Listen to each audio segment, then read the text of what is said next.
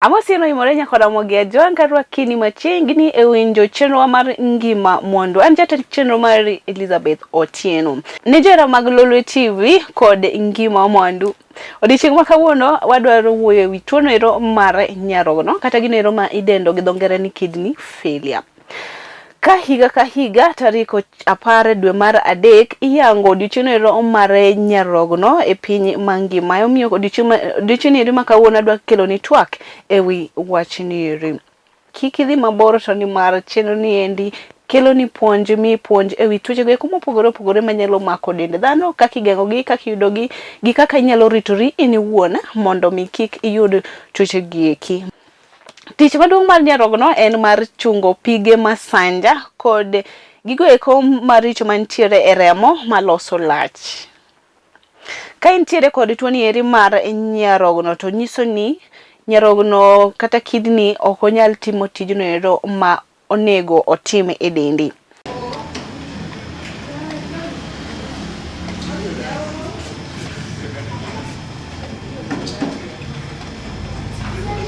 Narado kod laktar ma bende olonye e yorni eri mag kidney kata tuoche go eko ma nyarogno kelo e del, mane wagoyo mbaka waloso kode watwak e yorno ero mopogore opogore.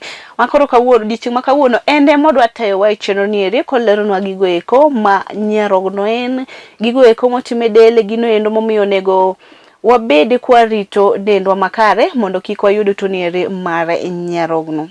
Laktar mawuok e od thieth mar Metropolitan ema dwa tayo wa e chenro ni eri odiochieng' ni eri ma kawuono. Ka intiere kod kwayo mora kata penjo mora inyalo tiyo kod namba mantiere e wang' jowini kanyo ero mondo iornwa ote no ero machuok. Kata go inyalo ywayonwa ong'we yamo mondo wang'i midhiero go eko ma ikale. Kwa majina naitwa Francis Nyakundi. I'm a nephrology nurse based in this Metropolitan Hospital, working this dialysis unit for almost 3 years. Jogo eko mantiere kod tuoni eri mar nyarogno kata kidney failure nyiso ni entiere kod achiedh nade no ero mar golo pige masanja kata gigo eko maricho mantiere del mantiere e remo. The term kidney failure is a condition in which kidney is unable to remove excess extraneous blood and excess fluids and toxins from the body.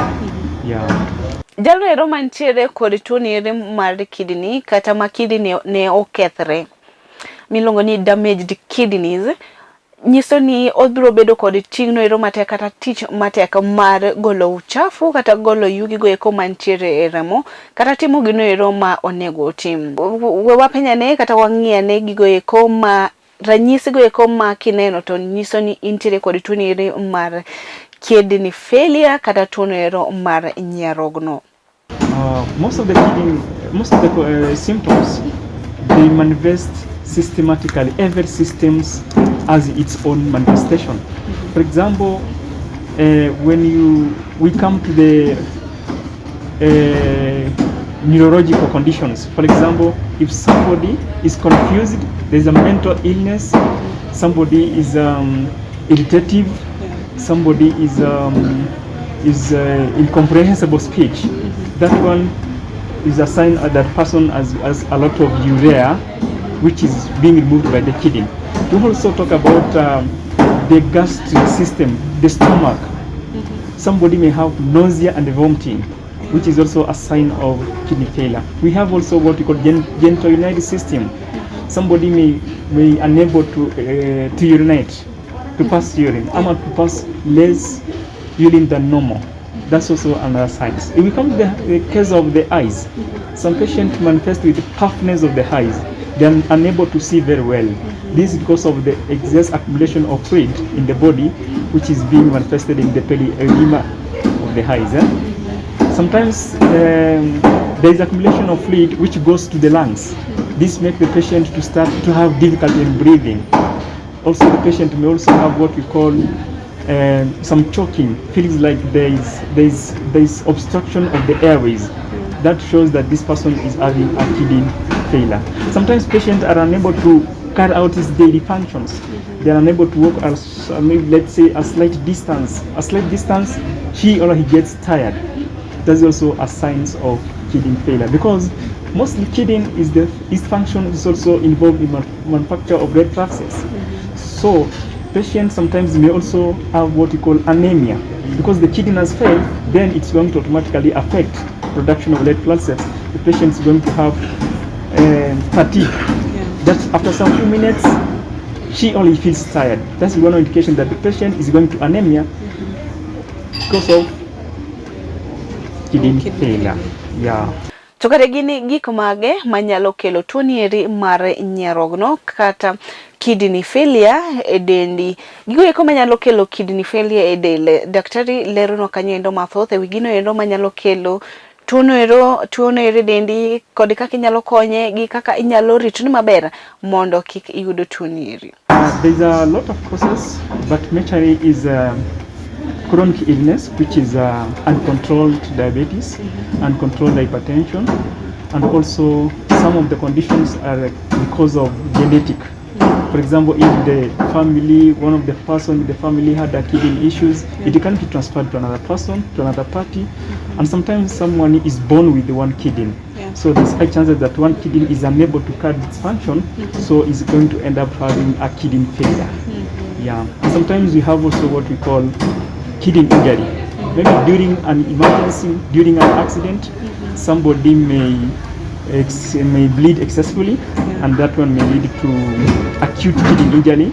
If not managed immediately, then it's going to end up having a kidney failure. Also, sometimes kidney failure is being brought by the overdose of some drugs, because some drugs are very toxic, and the kidney is the one which is carrying the function of moving toxins from the body. Then these drugs are going to overweigh the work of the kidney, which is going to end up having a kidney failure. Waseyudo ni ka intiere kod tuoni eri mar nyarogno, gino ero inyalo timo en mana chako chenro no ero mar dialysis kata luwo chenro mar luoko remo kata timo kidney transplant. To kare dialysis to tiende nang'o, to itime nade? Koro wadwa dhi e chenro no ero mar timo dialysis ma daktari dwa leronwa kanyo endo e yono ero makare. As I told you, this is dialysis. Our patient called Eric is still on the process of dialysis. Already we have gone for 1 hour 30 minutes. Dialysis usually takes 4 hours. So on my screen we have men with only 2 hours 31 minutes. Dialysis takes 4 hours as by the protocol of kidney treatment. So okay, before you go far, what is the meaning of dialysis?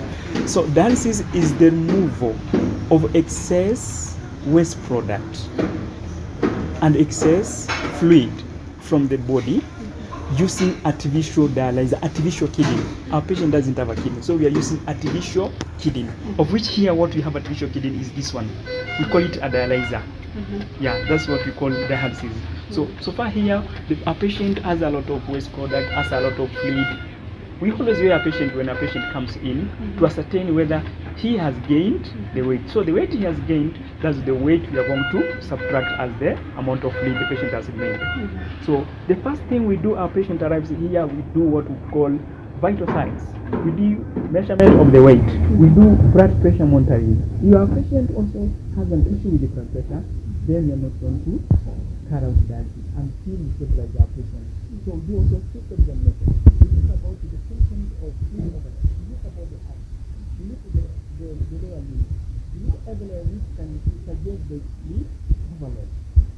After that one, then we what we call working our patient in maintaining a sleep environment so that our patient can avoid falling back.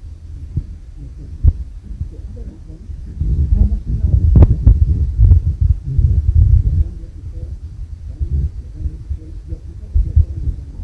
Ready, it has done everything. Here down there we have what we call a concentrate, an acid. This one has a lot of contents which we want to substitute the patient. For example, the minerals.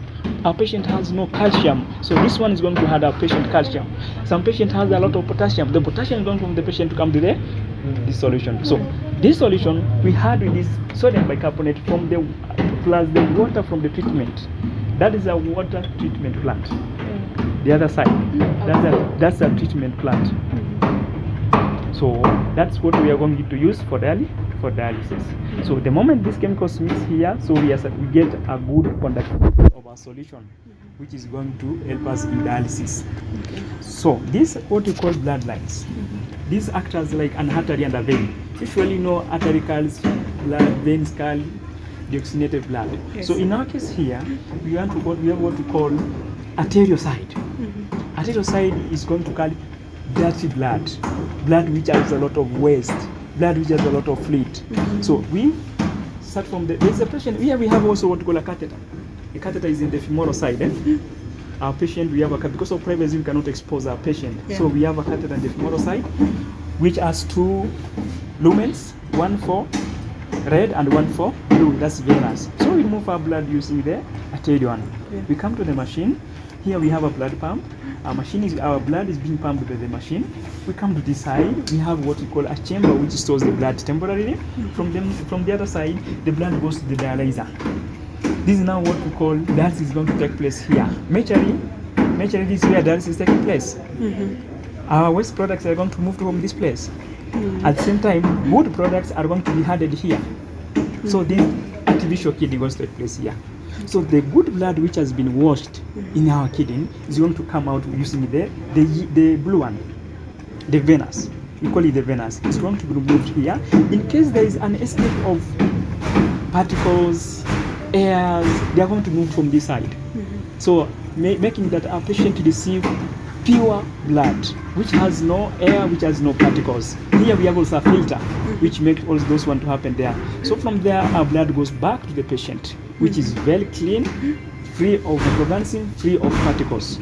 So in the whole of 4 hours, we are going to have almost 5 liters of blood from our patient. Every system will have circulated here. Most of the blood from the body system will have circulated here. That's why they say that that should take at least 4 hours. From there, then we ascertain that our patient is okay. Our patient usually enjoy dialysis. It is painless. You don't feel disgusted. They enjoy. In fact, it does not have any pain. So from there, we direct our patient to the seat. We give our patient food. Then we do also assessment before discharge at home. Yeah. Bende ang'eni nyalo penjori ka intiere dala kanyo endo, intiere ot ineno Lolwe TV. Inyalo penjo ni kade dialysis ni to konyo nyalo konyo ang'o e dendi. Gino endo ma dialysis konyo kata tijno ero maduong' ma dialysis. Ne jalno ero ma kale cheno ni eri mar dialysis. Samoro inchi ineno lokruok mopogore opogore e dendi. To king'e ni gige gin ang'o to ging'iso nang'o.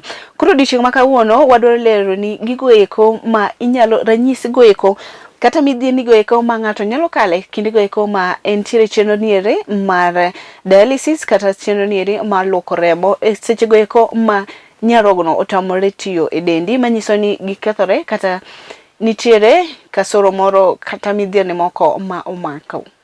Ne johera mag LTN kod johera go eko mag chenro niere mar Ngima Mwandu.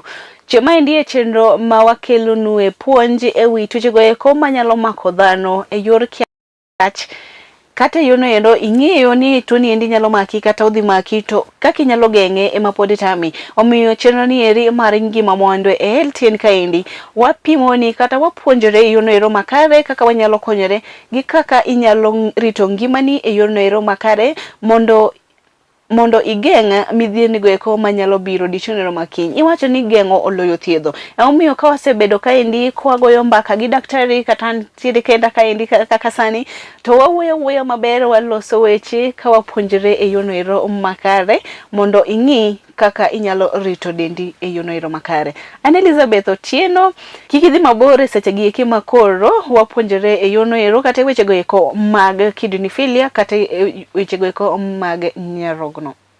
The dialysis is supposed to be 3 days in a week, but because our patient doesn't have cash and NHF does not pay for 3 times, NHF pays for once, our patient comes twice a week. But ideally it's supposed to be 3 days a week. So our patient comes twice a week and runs for 4 hours.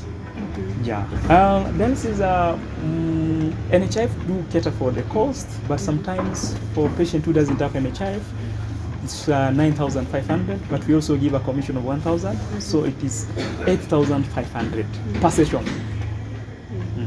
So if this today, next time also 8,500. Daktari nolero nwa gigo eko ranyisi go eko ma ka ineno to nyiso ni intiere kod tuo ere mar kidneyophilia.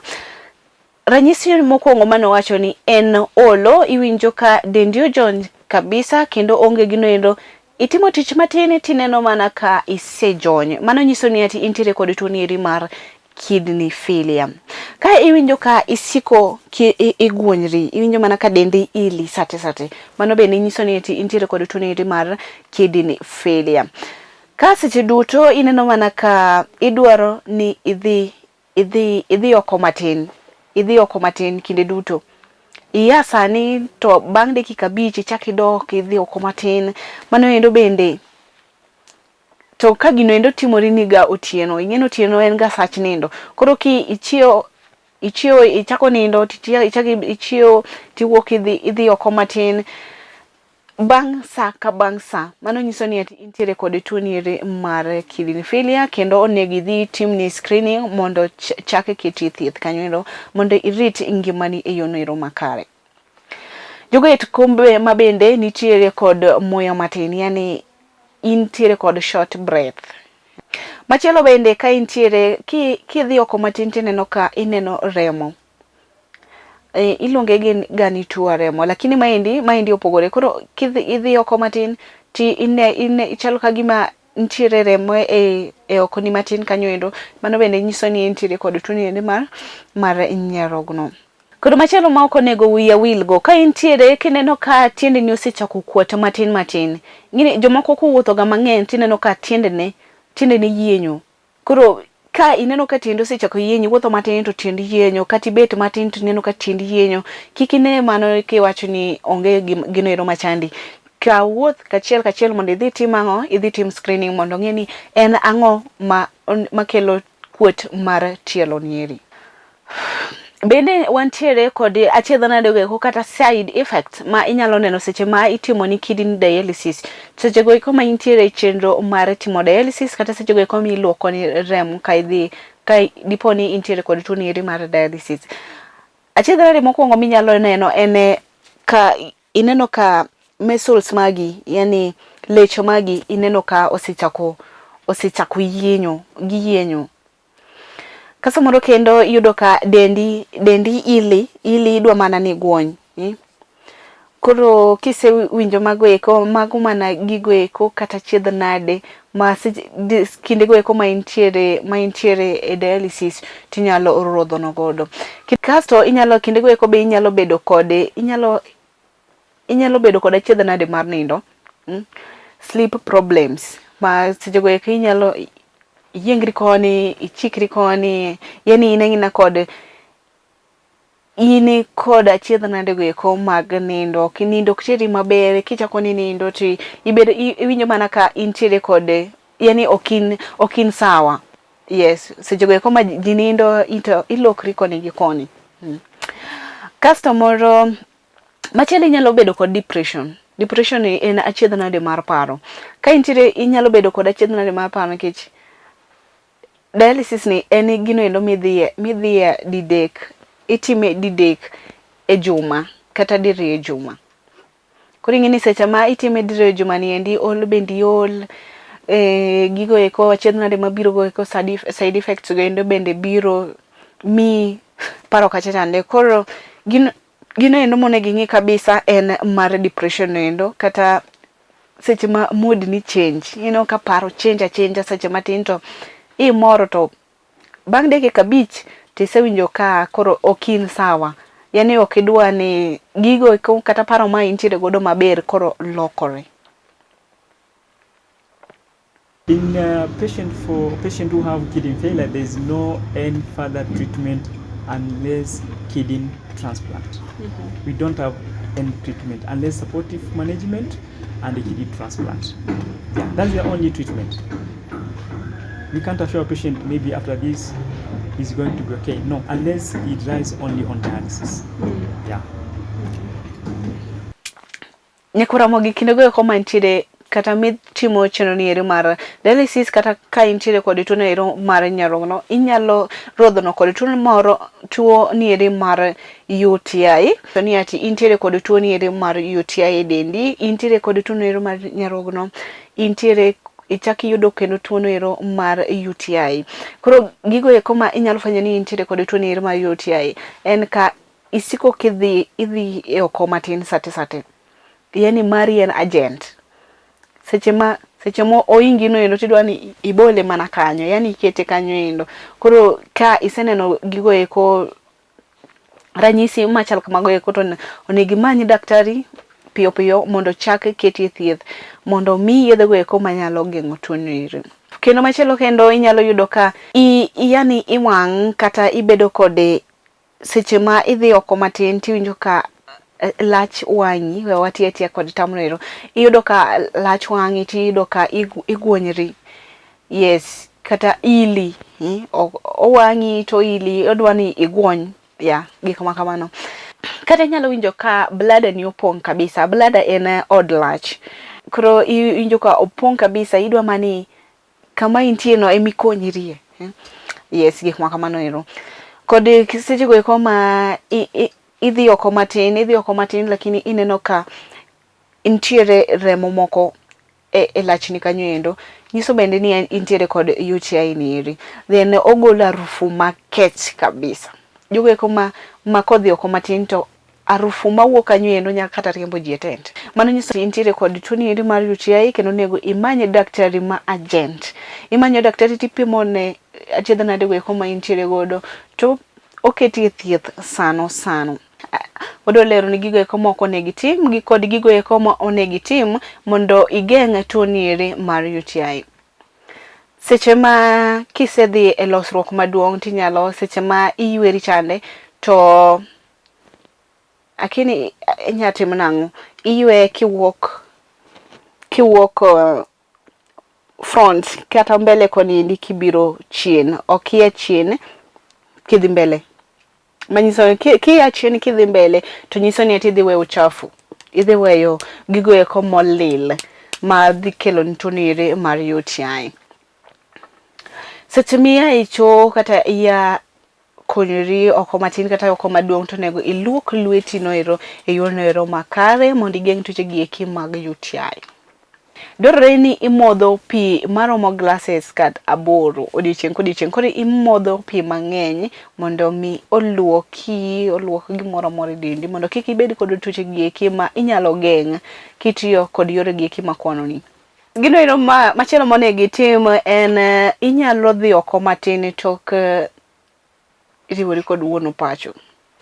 Bende kik ibed aming'a kiwinjo ka oko matin oingi kik ibed ahinya ni koro we ariti ma nyaka ng'aluri gari. Seche moko intiere gari kata intiere meeting moro eromo moro ma odi mate kabisa kiyudo ka oko matin osingi tiwuok auka mondo idhi konyri mondo kik igeng' tuoche gi eki ma inyalo geng' to ni mar seche mithiedhe no endo okawo thuolo malach kendo okawo omenda malach sana mondo mi ithiedh gino tuo no ero ma inyalo geng'o kendi ma ok iriwe daktari.